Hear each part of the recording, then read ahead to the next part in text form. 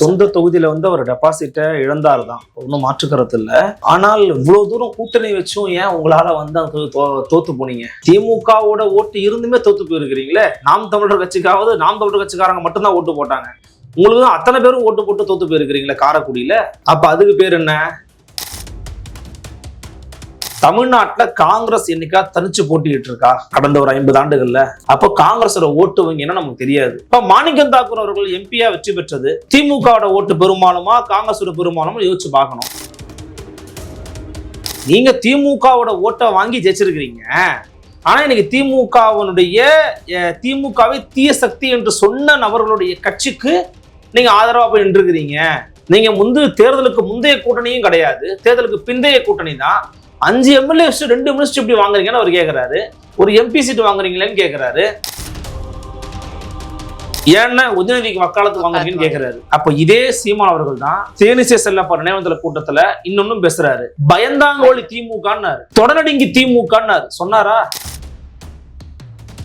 இதுல ரொம்ப பேராபத்தானது என்னன்னா, சீமான் சொல்ற ஒரு முக்கியமான ஒரு விஷயம், மரியாதைக்குரிய மாண்புமிகு அமைச்சர் ரமேஷ் அவர்கள் ஒருத்தர் சொல்றாங்க திருச்சியில, எதிர்கட்சிகளே இல்லாத சட்டசபையை பார்ப்போம். இது எவ்வளவு பெரிய ஆணவமான பேச்சு தெரியுமா? ஒரு சமூகத்துல ஆளுங்கட்சி கூட தண்டமா இருந்துடலாம், எதிர்கட்சி மட்டும் வேஸ்டா இருந்தாங்கன்னா நாடு சுடுகாடா மாறி போயிடும். ஏன்னா எதிர்கட்சிகள் தான் சுட்டி காட்டணும், இடுத்துரைப்பு வேலையை அவங்க தான் செய்ய முடியும். அப்ப அந்த வேலையை செய்யறதுக்கு ஆளே இருக்க மாட்டாங்கன்னு பேசுற பேச்சு இருக்குல்ல, அது ஒரு ஆணவமான ஒரு பேச்சை தான் நான் பாக்குறேன். அரசியல் பேரவை நேயர்களுக்கு வணக்கம், நான் உங்கள் விருந்தா சங்கர். இன்று நம்மோடு சிறப்பு விருந்தினராக இணைந்திருப்பது ஊடகவியலாளர் அருள்மொழிவர்மன் அவர்கள். வணக்கம் சார். வணக்கம் மேடம். எப்படி இருக்கீங்க? நலமா இருக்கேன், நீங்க? நலமா இருக்கேன் சார். இப்போ சில தினங்களுக்கு முன்பு நினைவேந்தல் கூட்டத்துல சீமான் அவர்கள் காங்கிரஸ கடுமையா சூடு இல்ல சொரண இல்ல அப்படின்ற மாதிரி விமர்சனம் பண்ணியிருந்தாரு. அதற்கு பதிலடி கொடுக்கிற விதமா மாணிக்க தாக்கூர் அவர்கள் வந்து சூடு சொரணையை பத்தி எல்லாம் சீமான் அவர்கள் பேசக்கூடாது, சொந்த தொகுதியில கூட டெபாசிட்டை இழந்தவர்லாம் இதை பத்தி பேசக்கூடாது அப்படின்னு சொல்லி பதில் கொடுத்திருக்காரு. இதை நீங்க எப்படி பாக்குறீங்க? சொந்த தொகுதியில வந்து அவர் டெபாசிட்டை இழந்தாரு தான், ஒன்றும் மாற்றுக்கிறது இல்லை. ஆனால் இவ்வளவு தூரம் கூட்டணி வச்சும் ஏன் உங்களால வந்து தோத்து போனீங்க? சரி, அவர் தோத்து போனார் ரைட்டு, காங்கிரஸே தோத்து போச்சு. தொடர்ச்சியா காங்கிரஸோட கோட்டைன்னு பேசுவீங்க காரைக்குடிய. அதுவும் காரைக்குடியில வந்து சீசன்டு பொலிட்டிஷியன்ஸா சில பேர் இருப்பாங்க, அவங்க மட்டும் வருவாங்க, பிரச்சார பீரங்கியா திகழ்வாங்க, காங்கிரஸ் அப்படி இப்படின்னு பேசுவாங்க. திமுகவோட ஓட்டு இருந்துமே தோத்து போயிருக்கிறீங்களே. நாம் தமிழர் கட்சிக்காவது நாம் தமிழர் கட்சிக்காரங்க மட்டும்தான் ஓட்டு போட்டாங்க, உங்களுக்கு தான் அத்தனை பேரும் ஓட்டு போட்டு தோத்து போயிருக்கிறீங்களே காரைக்குடியில. அப்ப அதுக்கு பேர் என்ன? இன்னைக்கு நீங்க கூட்டணி அமைச்சரோட இடம் பெற்றதுனால நீங்க தாவேக்காவை ஆஹா ஓஹோன்னு புகழ்றீங்க, ரைட்டு. அப்ப என்னன்னு சொல்லி வாக்கு கேட்டீங்க? முதலமைச்சர் மு.க. ஸ்டாலின் அவர்களுடைய ஆட்சி மீண்டும் வேண்டும் தானே கேட்டு வாக்கெல்லாம் வாங்கினீங்க. அப்ப இழுச்சுதா உங்களுக்கு? அப்ப அவர்களுடைய அந்த கேள்வியினுடைய ஆழம் என்ன, நோக்கம் என்ன அப்படின்னா, காங்கிரஸ் கட்சி தொடர்ச்சியாக அதோடைய நிலைப்பாடுகள்ல எப்படிலாம் மாறி இருக்கிறாங்க, எப்படிலாம் வந்து ஒரு அதிகாரத்துக்காக பதவிக்காக எவற்றையும் துறக்க தயாராக இருப்பாங்க அப்படிங்கிறதுக்கான ஒரு ஒரு ஒரு உதாரணமா அதை வந்து திரு சீமான் அவர்கள் முன்வைக்கிறாங்க. சார், இது இந்த அரசியல்ல இந்த விஷயம் அப்படின்றது சகஜம். ஏன் திமுக செய்யாததா அதிமுக செய்யாததா, அதை ஏன் இந்த இடத்துல இப்ப விமர்சனம் அப்படின்றது வருது இல்லையா? இல்ல, அதுதான் எல்லாரும் மாதிரி நீங்களும் ஒரு கட்சிங்கிறாரு அவர். அரசியலுக்குள்ள சரி தப்புங்கிறதுக்குள்ள நான் போகல, அது எல்லாமே சரியா இருக்கும், சில பேருக்கு எல்லாருமே தப்பா இருக்கும், அது வேற. சீமானுடைய விமர்சனத்துக்கு காரணம் என்னன்னு கேட்டா இதான் காரணம். அந்த காரணத்துல நியாயம் இருக்கு.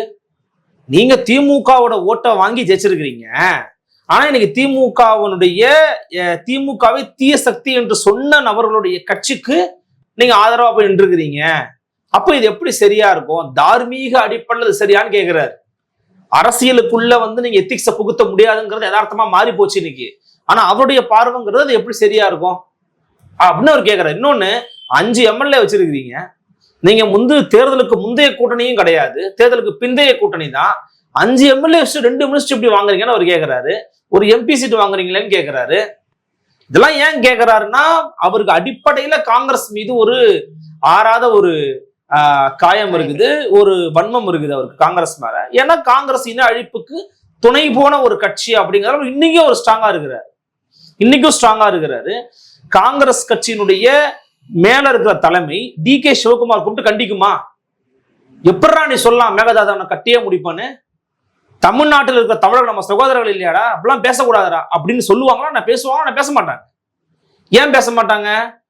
அவன் என்னதான் காங்கிரஸ் கட்சியா இருந்தாலும் கன்னடன் என்கிற மாநில இன உணர்வோட உட்காந்துக்கிட்டு இருக்கான். அதனால நான் கட்டியே தீருவாங்கிறான். இங்க தமிழன் ஒரு மாநில இன்னொரு உட்கார்ந்து இருந்தாங்கன்னா எப்படா நீ கட்டுவ?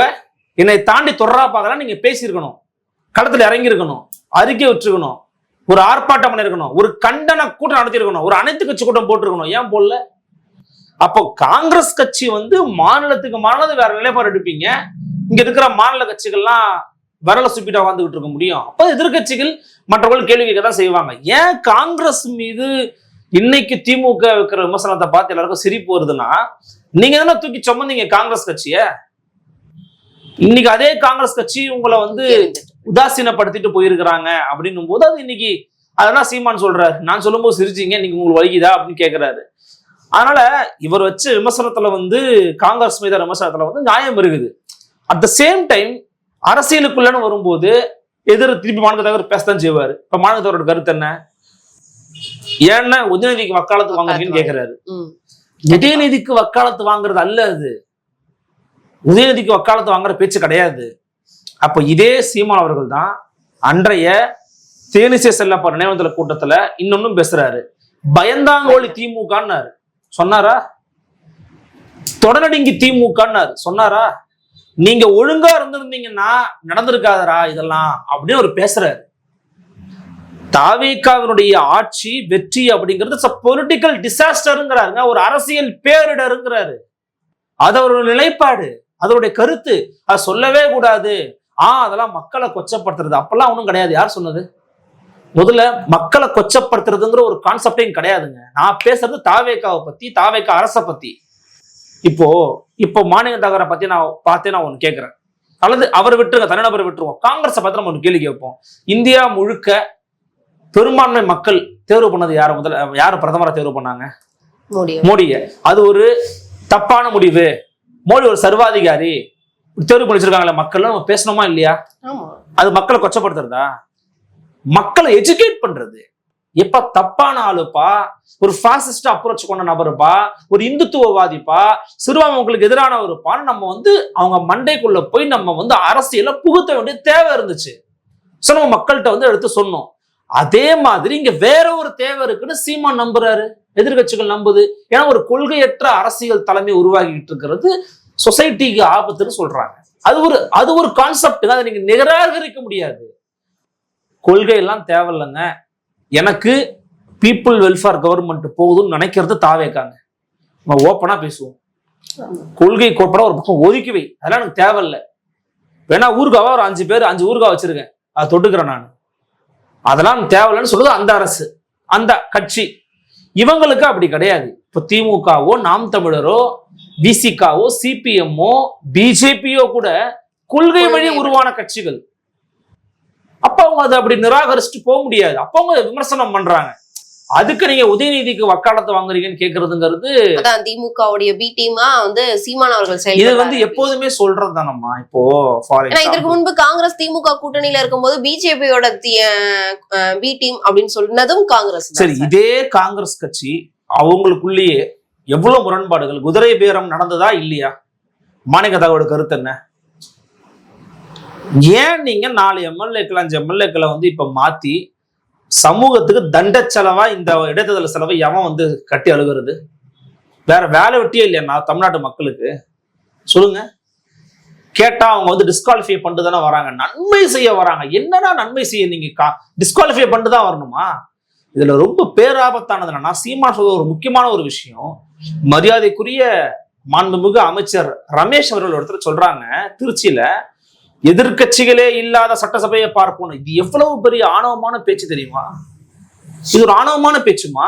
கண்டிப்பா சார். ஒரு சமூகத்துல ஆளுங்கட்சி கூட தண்டமா இருந்துடலாம், எதிர்கட்சி மட்டும் வேஸ்டா இருந்தாங்கன்னா நாடு சுடுகாடா மாறி போயிடும். ஏன்னா எதிர்கட்சிகள் தான் சுட்டி காட்டணும், இடுத்துரைப்பு வேலையை அவங்க தான் செய்ய முடியும்.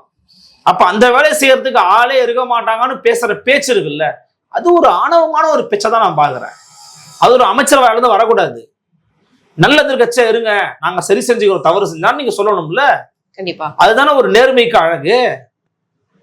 அப்ப அதை பத்தி விமர்சனம் பண்ணாலே திமுகவோட பி டீம்னு பேசுறதுங்கிறது இப்ப காங்கிரஸ் யாரு? பாஜகவின் பி டீமா? நீங்க யாரு சார்? சிபிஎம் இடதுசாரி தத்துவத்தோட இருக்குது. இந்தியா பிளாக்ல ஒன்னா இருப்பீங்க, கேரளா அடிச்சுப்பீங்கன்னா அப்ப நீ பிஜேபி பி டீம் தானே நீனு? அப்படி சொல்லவா நானு? அது அவருடைய கருத்து. அவர் கருத்துக்கு பதில் சொல்லு. இன்னைக்கு இதே நாம் தமிழர் கட்சி திமுக விமர்சிக்கலையா? இப்ப விமர்சனம் பண்ணிதான் இருக்கும். ஐயோ நீங்க போட்ட விதத்தாயா வந்துகிட்டு இருக்குது தாவேக்கான்னு. அதை விட இன்னொன்னு என்னன்னு சார், காங்கிரஸுடைய தயவாலதான் இப்போ உதயநிதி எதிர்க்கட்சி தலைவர் ஆயிருக்காரு அப்படின்னு மாணிக்க தாக்கூர் அவர்கள். இல்ல, அதாவது என்னன்னா இது வந்து நிறுவ முடியாத விஷயம் அப்படிங்கறதுனால எதை வேணா பேசிட்டு போயிடலாம். தமிழ்நாட்டுல காங்கிரஸ் என்னைக்கா தனிச்சு போட்டிட்டு இருக்கா? கடந்த ஒரு 50 ஆண்டுகள்ல 40 ஆண்டுகள்ல. அப்போ காங்கிரஸோட ஓட்டு வங்கி என்ன நமக்கு தெரியாது. திமுகவும் தனித்து போட்டிடுறது கிடையாது. சோ அவங்களுடைய ஓட்டு வங்கி என்ன நமக்கு தெரியாது. என்ன ஆகுதுன்னா, சேப்பாக்க திருவல்லிக்கேணியில உதயநிதி ஜெயிச்சதுக்கு காரணம் காங்கிரஸ் ஓட்டா நம்ம அனலைஸ் பண்ணி பார்க்கணும். கண்டிப்பா. இப்ப மாணிக்கம் தாக்கூர் அவர்கள் எம்பியா வெற்றி பெற்றது திமுகவோட ஓட்டு பெரும்பாலுமா காங்கிரஸோட பெரும்பாலுமா யோசிச்சு பார்க்கணும். அதாவது நான் மனச்சான்றுக்கு விட்டுறேன். உங்களோட ஒரு மனசாட்சி இருக்கும்ல, அதுகிட்ட போய் கேள்வி கேட்டு பாத்தீங்கன்னா ஆளே இல்ல வாத்தியார அப்படின்னு. எப்படி ஆளே இல்ல வாத்தியார?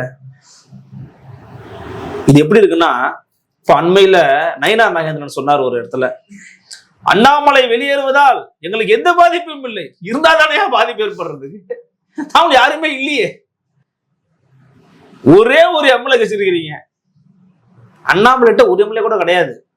அண்ணாமலை அவர்கள் அவரும் இன்னொரு இந்த மாதிரிதான், அவரு ஒரு பாஜக பி டீம் தான் அவரு. அதுல ஒன்னும் இவரையாவது சந்தேகப்பட்டு பேசணுங்க. விஜய் கடமைப்பட்டிருக்கேன் அவர் வாயில இருந்தே ஆமாங்க. இப்போ விஜய் அவர்கள் என்ன வச்சோம்னா, அவர் கொள்கை ரீதியா பேச மாட்டேங்கிறத விமர்சிக்க மாட்டாரு, சந்தேகம் வச்சோம். அப்புறம் இன்னைக்கு அவர் காங்கிரஸ் சேர்ந்ததுனால சந்தேகம் இப்போ நிராகரிக்கப்பட்ட வேண்டிய ஒன்றா மாறிடுச்சு. இன்னொன்னு, அவரை பிஜேபி விரும்புவதற்கான வாய்ப்புகள் ரொம்ப குறைவு. எதுக்காக அவர் சாஃப்டா அவரை பார்ப்பாங்கன்னா, அவர் ஒரு கார்பரேட் எலைட் பாலிடிக்ஸை ஆரம்பிச்சிருக்கிறாருன்னு நான் நினைக்கிறேன். அதனால பெருசா அவர் பிஜேபி அகேன்ஸ்டா அவரும் போக மாட்டாரு, அவங்களும் எதிர்த்து போக மாட்டாங்க. அண்ணாமலை அவர்களால பாஜகவையும் மோடி ஒரு வார்த்தை பேச முடியுமா? விஜயாவது மோடி அங்கிள், மோடி சார் அப்படின்னு இவர் அதை கூட பேச முடியாது. அப்போ இந்த மாதிரிலாம் உருவாவாங்க. இது நமக்கு சமூகத்துக்கு ஒரு நன்மையான ஒரு விஷயம் கிடையாதுன்னு வச்சுக்கோங்களேன். ஆனால் நீங்க கேட்ட கேள்விக்கு வரேன்.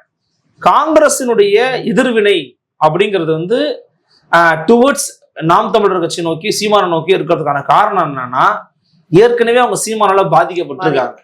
2014 வாஷ் அவுட் ஆனதுக்கு இவர் ஒரு மிக முக்கியமான ஒரு காரணகர்த்தாவா இருந்தாச்சு. இவருடைய உரை வீச்சால நொறுங்கி போன இயக்கங்கள்ல, கட்சிகள்ல, அதாவது மடிச்சு போட்டு புதைச்சு மேல செடி முளைக்கும் போது திமுக கூட உயிர் கொடுத்துட்டாங்க. அந்த அளவுக்கு பண்ணிட்டாங்க. சோ அவரு அதனால எதிர்வினை ஆற்றுறார். கண்டிப்பா. அது முக்கிய காரணமே 2014 நடந்த அந்த பிரச்சனை தான் இப்ப வர மாணிக்க தாக்கூர் அவர்கள் பேசுவதற்கு காரணமா இருக்கு நீங்க நினைக்கிறீங்களா? இல்ல, அது மட்டுமே காரணம் இல்ல. இன்னொன்னு, தாவேகா அரசை விமர்சிக்கிறாரு, கூடுதலா காங்கிரஸையும் அட்டாக் பண்றாருன்னும் போது, காங்கிரஸ்ல இருந்து யாரு சரியான ஆள் நினைக்கிறீங்க நீங்க சீமான் எதிர்த்து பேசுறதுக்கு? இன்னொன்னு, டைரக்டா அதான் ஒரு பேரை பயன்படுத்துறாரேமா, மாணிக்கம் தாக்கூர் ராஜீவ் காந்தியின் வாரிசு, இப்பெல்லாம் போட்டு கலாச்சி விட்டாரு.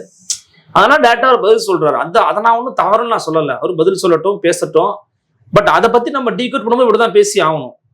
சீமானுடைய காரணம் இது, மாணிக்க தாக்கூருடைய காரணம் அது. கண்டிப்பா சார். இருந்தாலும் இப்போ இன்னொரு முக்கியமான விஷயத்த மாணிக்க தாக்கூர் சொல்லியிருக்காங்க. என்னன்னா, இலங்கைக்கு நீங்க கள்ளத்தோணியில போனதுக்கு அப்புறம் இப்ப வர இலங்கை மக்களுக்காக எவ்வளவு விஷயங்கள் பேசுறீங்க, இன்ன வர நீங்க இலங்கைக்கு நீங்க போயிருக்கீங்களா அப்படின்ற முக்கியமான ஒரு கேள்வியும் எழுப்பியிருக்காரு. இதற்கு என்ன பதில்? இல்ல, இப்ப இலங்கைக்கு போய் நாம் தமிழர் கட்சியால செய்ய முடிந்தது அல்லது செய்ய முடியக்கூடியது அதிகமா, இல்ல ஒரு தேசிய கட்சியா பல எம்பிக்களை வச்சிருக்கிற, சில எம்எல்ஏக்களை வச்சிருக்கிற காங்கிரஸால முடியக்கூடியது அதிகம் இல்ல சார். நீங்க சொல்றது கட்சியா பார்க்கும்போது கரெக்ட். ஆனா இலங்கை மக்களுக்காக அதிக அளவு குரல் கொடுக்கிறவங்க யாரு அப்படின்னா சீமான் அவர்கள் தானே. இந்த அங்க பெரிய எந்த ஒரு ஸ்டெப்புமே எடுக்கல அப்படின்னா என்ன காரணம்? அவரால் என்ன பண்ண முடியும்? அவருக்கு என்ன பவர் இருக்கு? அதிகாரம் என்ன இருக்கு? அதிகாரத்தை நோக்கி பயணிக்கிறவனை பார்த்து ஏன் வரல, ஏன் பண்ணலன்னு கேக்குறீங்களே. ஒரு விரலை காட்டுறீங்களா, 3 விரல் உங்களை நோக்கி தானே இருக்குது. நீங்க என்ன பண்ணீங்க? அதிகாரம் உங்ககிட்ட இருக்கும்போது நீ என்ன பண்ண? மேல எத்தனை எம்பிக்கள் இருக்காங்க. என்னைக்காச்சும் ஒரு நாள் தமிழ்நாட்டு மீனவர் பெருங்குடி மக்கள் பாதிக்கப்பட்டுக்கிட்டு இருக்காங்களே, நடவடிக்கை எடுங்க பிரதமர் மோடி அவர்களேன்னு பாராளுமன்ற ஸ்தம்பிக்க செய்தது உண்டா? நீங்க இல்ல தமிழர்களுக்கு இங்க இருக்கிற ஈழத் தமிழர்களுக்கு நீங்க வந்து குடியுரிமை கொடுங்க அப்படின்னு பேசுறது ஒன்றா? நீங்க ஒரு கிள்ளி போட்டது கிடையாது, ஒரு துரும்ப கூட. இவங்க வந்து சீமான் போனாரா, சீமான் என்னங்க அதிகாரம் இருக்கு? அவர் அதிகாரத்தை நோக்கி பயணிச்சுட்டு இருக்கிறாருங்க. இன்னொரு ஆள ஒரு எம்எல்ஏ ஒரு எம்பி ஜெயிக்க முடியலங்க. அவ்வளவு ரிஜிடா இருக்குது அவர் ஐடியாலஜி. டஃப்பான விஷயத்த பண்ணிட்டு இருக்கிறாரு. கடினமான காரியங்கள் காலம் எடுக்கக்கூடிய ஒன்றுதான், அதுல ஒண்ணும் மாற்றுகிறதே கிடையாது. இன்னைக்கு இல்லைனாலும் என்னைக்கு துளிர்க்க தான் போகுது, அது வேற.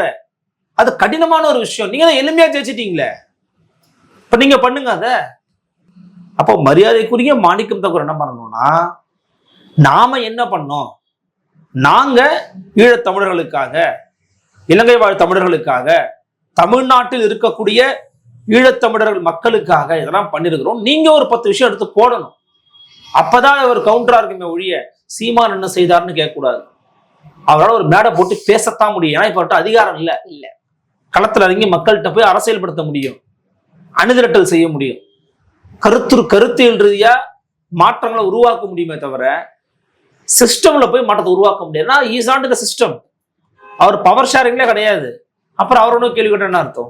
கண்டிப்பா சார். இன்னொரு விஷயம், அதாவது செவி வழியா வந்தது என்னன்னா, இலங்கையில இருக்கக்கூடியவங்க இவருக்கு சீமான் அவர்களை விஷா கொடுக்கல அப்படின்ற மாதிரியான செய்தியும் வருது. இது உண்மைதானா இல்ல செவி வழி? இல்ல, நான் எனக்கு என்னன்னா, நான் கேள்விப்பட்ட வரைக்கும் அவருக்கு இந்த கடவுச்சீட்டு கிடைக்கலன்னு தான் சொன்னாங்க. இப்ப ரீசெண்டா தான் கிடைச்சிருக்குன்னு சொல்றாங்க. இவ்வளவு நாளா அவர் வெளிநாடுகளுக்கு போகாம இருக்கிறதுக்கு அதுதான் காரணம்னு சொன்னாங்க. பட் எனக்கு என்ன ஒரு சந்தேகம்னா, இலங்கைக்கு போறதுக்கு கடவுச்சீட்டு அவசியமா எனக்கு தெரியல. எனக்கு அதை பத்தின ஒரு விழாவரியான ஒரு புரிதல் கிடையாது. பட் கடவுச்சீட்டு கிடைக்காததும் ஒரு காரணம் தான். ஏன்னா அவர் பல ஆண்டுகளா வெளியூருக்குலாம் வெளிநாடுகளுக்கெல்லாம் போல, கட்சிக்காரங்க தான் வெளிநாடுகளுக்கு அனுப்புவாரு. ஏன்னா அவர் மேல ஒரு சில பிரச்சனைகள் இருக்கு. புலிகளுடைய ஆதரவாளர், அங்க போய் பிரபாகரனை பத்தி பேசுவாருலாம் சொல்லிட்டு இருக்குது. அதனால அவருக்கு வந்து கிடைக்கல. இப்பதான் கிடைச்சிருக்குன்னு சொல்றாங்க. அப்ப கிடைச்சாதானே போக முடியும். அது ஒரு சிக்கல் தான். அவரால் அது போக முடியுமான்னு எனக்கு தெரியும். அது இலங்கையில விட்டுருவாங்களா சீமான? கண்டிப்பா ராஜபக்சேவையும் மற்றவர்களையும் போட்டு புழக்கிற அவரால இல்லைங்களா அவ்வளவு சீக்கிரம் உள்ள அனுமதிப்பாங்களாங்கிறது ஒரு பெரிய கேள்விக்குரிய. ஏன்னா வெளிப்படையான பிரபாகரன் ஆதரவாளர், வெளிப்படையான புலிகள் ஆதரவாளர், அவர் அங்க விட்டுருவாங்களாங்கிறது ஒரு கேள்வி. அதுவும் ஒரு சிக்கல் தான். கண்டிப்பா. இப்ப வந்து பிச்சை, அதாவது திமுகவோட பிச்சையில தான் காங்கிரஸ் இருக்குன்னு சொன்ன மாதிரி, இப்ப திரள் நிதிய வாங்கிட்டு பிச்சை அப்படின்னு பிச்சையவே ஒரு பொழப்பா வச்சுட்டு இருக்கிறவங்க எல்லாம் பேசக்கூடாது. குறிப்பா இலங்கையில இருந்து வாங்கிக்கிட்டு ஊரா வெளியூர் சென்றவங்க எல்லாம் இதை பத்தி பேசக்கூடாது அப்படின்ற ஒரு விமர்சனத்தையும் வச்சிருக்காரு மாணிக்க தாகூர். ஓகே, அதான் எதுக்கு இப்போ திரள் நிதினா என்ன? ஒரு கட்சியை வந்து வளர்ப்பதற்கு வெகுஜன மக்கள்கிட்ட இருந்து காசு வாங்குறது தான் திரள் நிதி. அது வந்து கட்சி வளர்ச்சிக்கான ஒரு நிதி. இது வந்து எல்லா கட்சியும் வாங்கியிருக்காங்க. திமுக வாங்கியிருக்கு, கம்யூனிஸ்ட் வாங்கிட்டு இருக்கு, நாம் தமிழர் கட்சி வாங்குது. இந்த காங்கிரஸ் வாங்க முடியாது. ஆனா காங்கிரஸ் ஒரு காலத்துல வாங்கியிருக்கு. ஐயா காமராஜ் ஆட்சி காலத்துல கூட வாங்கியிருக்காங்கன்னு நினைக்கிறேன். இன்னைக்கு வாங்க, ஏன்னா ஒரு பண்ணையார் கட்சியா மாறிடுச்சு. பணக்காரங்கள்ட்ட போய் பாண்டு தான் வாங்கணும். எப்படி? பணக்காரங்கள்ட்ட போய் பாண்டு தான் வாங்கணும். அது வந்து எலைட்டு பிச்சை. அப்ப கூட சீமான் சொன்னது வந்து வாக்கு பிச்சை, நீங்க பேசுறது காசு பிச்சை. அவர் தான் ஒத்துக்கிறாரு. ஆனா பிச்சைக்கார கட்சி தான் நடத்திக்கிட்டு இருக்குன்னு ஒத்துக்கிறாரு. அவருடைய மொழி நடையில அதை பேசுறாரு. ஆனா அதை கூட அப்படி பேசணும்னு நான் விரும்பல. அது வேற மாதிரி கூட சொல்லலாம். ஆனா நீங்க வாக்கு பிச்சை தான் அவர் பேசுறாரு. திமுக காரரே ஓட்டு போட்டுருங்க, தமிழ்நாட்டுல தனிச்சு நின்று காங்கிரஸ் வாக்கு வங்கி நிரூபிக்க வேண்டியது தானே. உங்களை அவமானப்படுத்துறாங்களா திமுக? ஒன்னு என்ன சொல்லுவாங்க, அவங்க வெளியேற்ற வேண்டியது தானே. அதாவது உங்க வீட்டுக்குள்ள ஒரு கெஸ்ட் வந்துட்டாங்க, அந்த கெஸ்ட் நீங்க கேவலமா திட்டுறீங்க, ஆனால் வெளியில போல. கேட்டா அவர் கழுத்து குச்சத்தெல்லாம் போறாங்கன்னாருன்னா அவர் என்ன மாதிரி கெஸ்டா இருப்பாரு? அது மாதிரிதான் காங்கிரஸ் திமுக இருந்துச்சு. இப்ப என்னன்னா, வெளியில ஒருத்தர் வீடு கட்டி நல்லா மாளிகை கூட வச்சுக்கிறாரு, 2-3 ரூம் தரம் வரியான்னு கேட்டிருக்காரு, அதனால அங்க போயிட்டாங்க. அவ்வளவுதான். அந்த மாளிகை கூட வரும் பழசாகும் போதோ, இல்ல அவங்க சொந்தக்காரங்க யாராவது உள்ள வந்துட்டாலோ, வெளியே போனா யோகிய ராசுகள் அனுப்பிச்சு விட்டுருவாங்க. அப்ப இருக்குது இவங்களுக்கு. கண்டிப்பா பொறுத்திருந்து பார்க்கலாம். அரசியல் ரீதியா பல்வேறு விவரங்கள் எங்களோட பகிர்ந்து. நன்றிமா.